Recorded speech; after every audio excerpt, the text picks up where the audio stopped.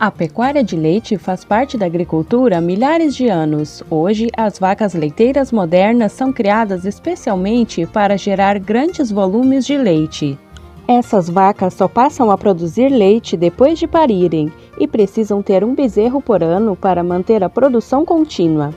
As vacas leiteiras são encontradas em propriedades rurais especializadas na produção de leite, onde os produtores cuidam dos animais e fazem a ordenha. Esse leite geralmente é encaminhado para a indústria de laticínios. Além da produção de leite, as vacas leiteiras precisam de uma alimentação balanceada, com rações, capim e suplementos, para garantir uma boa saúde e uma produção de qualidade. Elas costumam ser ordenhadas 2 a 3 vezes por dia e algumas chegam a produzir mais de 30 litros de leite diariamente.